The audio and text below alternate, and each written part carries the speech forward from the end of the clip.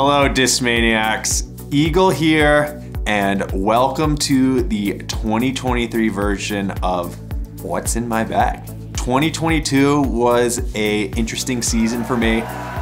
Didn't really get to play as much as I might have liked. Obviously had the amazing highlight at the European Open. Moving forward to 2023, I'm looking to put in a full season, doing my best out on the road. I am much healthier than last year, so excited to try my luck on the Disc Golf Pro Tour once again.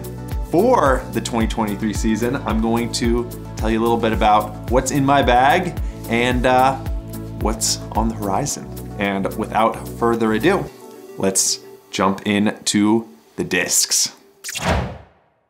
We're starting off with a bang. Already, I have put 2 events on these putters so far. It's the brand new D-Line Flex 3 Rainmaker. This is my Creator Series putter. It's a beadless putter that is straight with just a little bit of fade, a good amount of glide, but not too much glide, just an all-around, all-star putter that I can rely on in calm conditions, as well as when it gets a little bit windy. It's a very good putter with a lot of integrity, and I love the fact that's my Creator Series disc. Thank you, Discmania, for giving me the opportunity to have my name on such an incredible mold. Next is another Rainmaker. It's the first version of the Rainmaker to come out in the mystery boxes. It's a Flex 2, a little bit softer. I use this for kind of longer, glidey putts because it's a little bit more beat in, but also off the tee. This one has gotten really beat in, so it's really understable, so I'm able to throw it for dead straight shots that even drift a little right.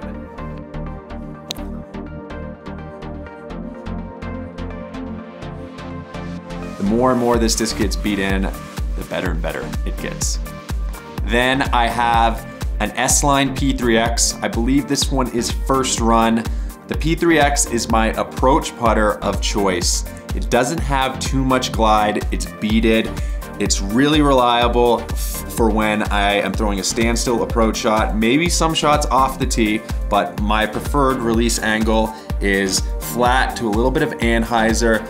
I can count on its stability to flatten out and then fade just a little bit to the left, so I can really control the angle on this disc, and it's crucial for my approach game. The P3X has been in my bag ever since it came out in 2018, and I don't see it going anywhere anytime soon.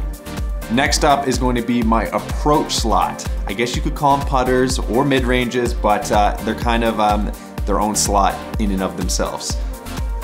Of course, I have my Signature Series Razor Claw 3. This is an overstable approach disc that feels really good for backhands and forehands. If the wind picks up, I can be confident this thing will hold its stability very well, and just the way it feels in the hand, it's very similar flight to the P3X, maybe a little bit more overstability, but it's just a little bit quicker out of the hand. So I'll be throwing the Razor Claw anywhere from 250 all the way up to 330 feet. The Razor Claw 3, that is, because the next disc in my bag is a complement to this. It's technically the same disc, but a little bit different. It is the original Razor Claw. When the Razor Claw originally came out, I'm not going to lie, I was slightly disappointed because I was looking for an overstable approach disc, and the Razor Claw didn't initially fill that slot. In this vapor plastic, it's a lot straighter, and for me, I realized that it is the perfect disc just before my mid-range slot. Laser beam straight shots while putting a lot of power into it while still holding the line with a consistent small finish to the left.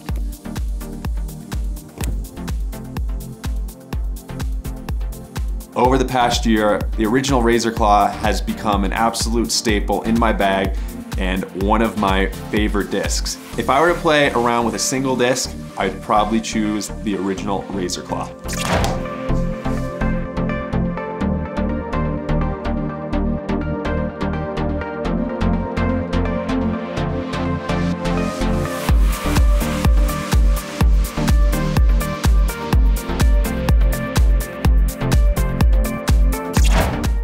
Next are my mid-ranges, and I am carrying 4 different molds currently. And the first off is the Mutant, which is the most overstable and slowest. The Mutant is incredibly dependable, doesn't have hardly any glide, which is crucial for those windy days. Also, when you know you have danger long of the basket and you need something to fall to the ground. I absolutely love this, and this actually just went in the bag. Just wanted to throw this one because it's very nice looking. Next up is a new disc. It is the new MD5 in C-line plastic. It is a similar flight to the Mutant, except I'm able to get extra distance with this disc. For the Mutant, I'm probably throwing it anywhere from 200 to 300 feet. The MD5, I'm stretching it out to maybe 300 to 360 feet. I can power up on this and get a lot of distance for a more recreational slash someone with a slower arm speed. This is going to be an incredible utility mid-range for both forehand and backhand. I'm mainly throwing this backhand right now, but it feels really nice for some forehand style lines. I think the MD5 is a incredible complement to the Razor Claw and Mutant. They are all in a similar slot, but I believe that each one of them has its own unique use. Moving on, I am carrying a Mindbender MD1. This came out last year. I put it in my bag just before the European Open, and this disc has been so crucial for me, and it's one of my favorite discs that we have ever released. It has a ton of glide. I'm throwing this disc anywhere from 350 all the way up to maybe 410 to 430 feet, depending on the wind. I don't throw an FD. This disc kind of replaces that slot for me because of how fast and glidey it is. It's absolutely a joy to throw, incredibly comfortable in the hand, and I would recommend the MD1 to players of every skill level. Easily one of my favorite discs in the bag currently. I am bagging the Iron Samurai 3. I am in between the Iron Samurai 3 and Iron Samurai 4. Right now, the Iron Samurai 3 is in the bag just because I'm a little bit more comfortable with it. The Iron Samurai 3 / MD3 in general is Discmania most tried and true mid-range. It has withstood the test of time. It's been my favorite mid-range in the lineup. And all around, it's straight with just a slight overstable finish. What's not to love?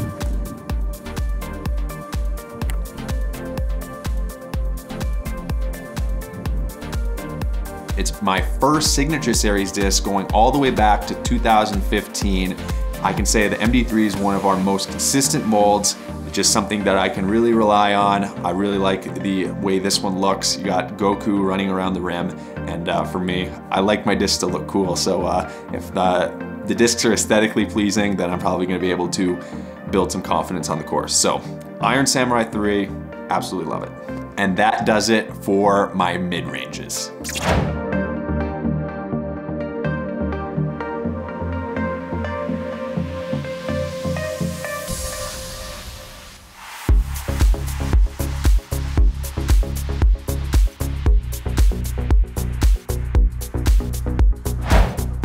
My first fairway driver, which is also my most understable, is the original Zen Essence. This disc for me is primarily used for rollers. In some instances, I will use it for a scramble shot or a pushing glidey hyzer. The Meta plastic feels very comfortable in my hand and just gives me confidence out on the course when I need something that's going to get to the ground, roll with good distance, but also very consistently. And the Essence is that disc for me. The next disc has been in my bag ever since 2020.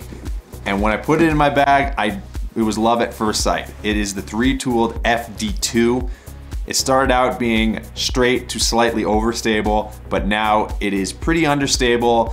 But since it's been in my bag for so long, it's just a disc that I can trust. Anytime I'm throwing in the woods, I can pop it on a little bit of hyzer, bring it up to flat, maybe drift a little bit right. This is kind of my version of an FD. The FD doesn't fit in my hand very well. There are some new runs of it that feel pretty good that I might try out, but this disc has just been such an all-star in my bag. I don't plan on taking it out anytime soon just because this one's so grandfathered in. But if it is taken out of my bag, it's going to be because the new FD1. They are different molds, but they both fall into the same slot. The FD1 is perfect for almost all fairway driver shots, extremely versatile. I'm going straight up the gut with this one.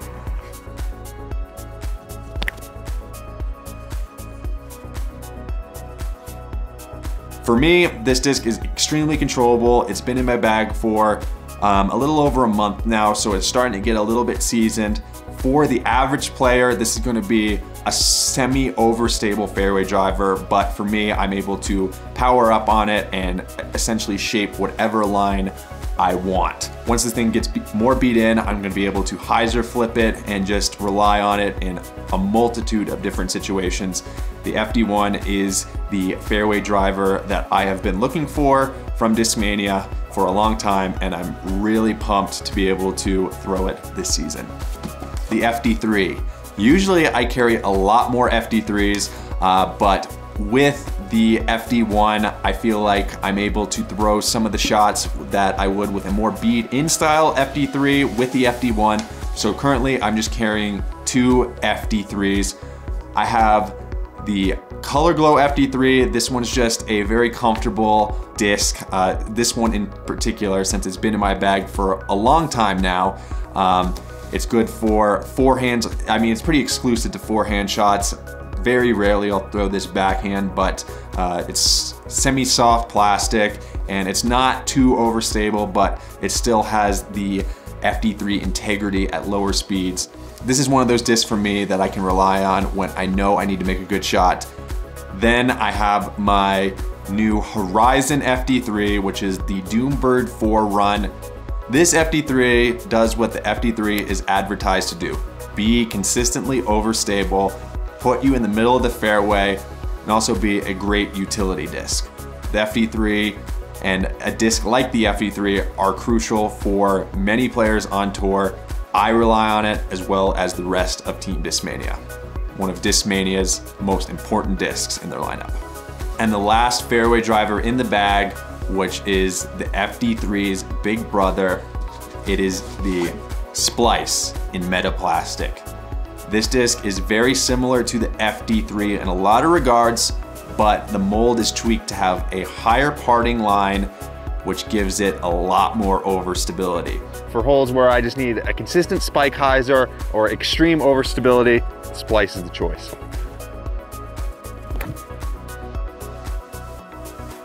This is the meanest disc in my bag, and I can always count on it for an overstable finish. If you got a lot of power and you have issues flipping discs over, try the SPLICE because it won't let you down.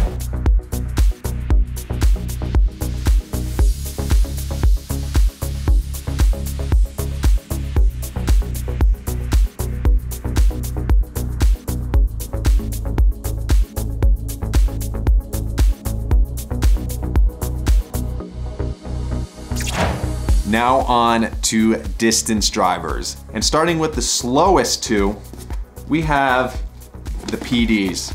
I have the old trusty first run. This has been with me ever since 2017. Put it in the bag at Beaver State Fling, and this thing just shines on courses like Milo or any type of course where I need a dead straight shot that I can bend a little bit to the right, probably anywhere from 480 to 500 feet. That's where I really love to throw the PD. This one is straight to a little bit understable when I'm throwing at 75 to 85% power, which is mainly the power level that I like to throw the PD at. If you've watched any of my In the Bags, you've seen this disc, and this is an all-star. This is the MVP. Next up is the 13th run C-Line. Feels very similar to the first run, but one of the most overstable runs of PD, kind of like a shorter PD2, longer FD3. This hole is straight with a touch of fade to the left, perfect for the 13th run PD.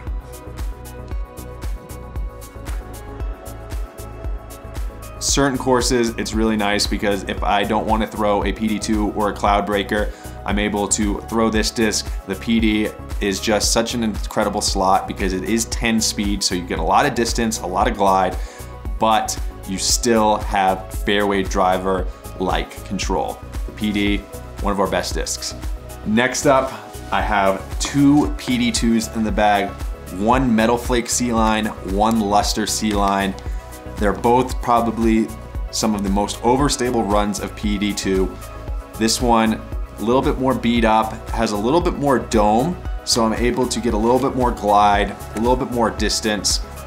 Still very overstable, but when I need something with a little bit less glide, I can throw Luffy here, which is a little bit less glidey, so it gets to the ground a little bit quicker. It's not gonna fly away in some weird direction if I'm throwing into a headwind. Very trustworthy, overstable distance driver. Just an incredible, high speed, overstable utility driver. I can call it a utility driver. Similar stability to say like a SPLICE, a little bit less though, and the PD2 is not really coming out unless there's a lot of wind or if I know that I need to have a very overstable finish on a big distance style shot. And last but not least, of course I'm gonna have some cloud breakers in the bag. I got 4 in the bag currently. I have from flippy to stable, and first is my flippy one. This is the latest run of Cloud Breaker. These ones came out very similar to the original Cloud Breakers that came out in the mystery box in 2018. These are great for more of the intermediate / advanced skill level because they are not quite as overstable, but for that skill level, you're gonna be able to throw them straight with a little bit of fade. For me, this is more of my hyzer flip to anhyzer, roller, forehand, cloud breaker at the moment. The stamp is one of my favorites all time. Thank you Discmania and Manny Trujillo for putting this one together. Love looking at it in the bag. Very aesthetic. Then I have this cloud breaker. This was kind of a unique run.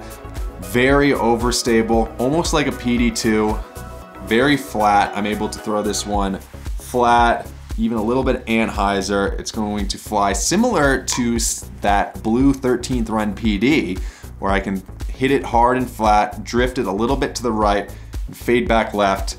Doesn't have a lot of dome, so I like that in headwinds because for me, if I'm throwing a domey disc into a headwind, it just feels like it's going to get a lot of air underneath it and go a direction I don't want. So with a flat, overstable disc, I'm able to keep it low and out of the wind. You see this disc, don't you? Then we have another cloud breaker. This one is my longest flyer right now. I'm able to throw it hard, flat, maybe a little bit of hyzer, get it up to flat, riding right, and gets a ton of distance. My general power that I'm throwing the cloud breaker at is 75, anywhere to 85%. At Vegas, I was able to get a lot of drives very far, over 600 feet with this disc. This is my longest flyer at the moment, and it goes a really long way. Last but not least, this, I guess I'm letting the cat out of the bag to a certain degree. This is what we're testing out right now for the Horizon Cloud Breaker. We'll see if it comes to fruition, it becomes the actual cloud breaker to hit the market, but this is a test one right now, and from my experience, this is the most overstable version of the cloud breaker that has ever been made. I'm able to throw it very hard, and it's going to still pull a little bit to the right for my arm speed, but has a very hard, consistent finish to the left. I imagine for most players, this is going to be a meat hook, kind of utility, overstable driver. But for the pros, this is going to be able to stand up to a lot of headwind and also get you a lot of great distance out on the course. So far, I've absolutely been loving this, and comment down below if you'd like to see the Horizon Cloudbreaker come to market, because I'm thinking that this is going to be something that's really special in my bag for some time to come. So really love to hear what you guys think if you want to see a Horizon Cloudbreaker come out.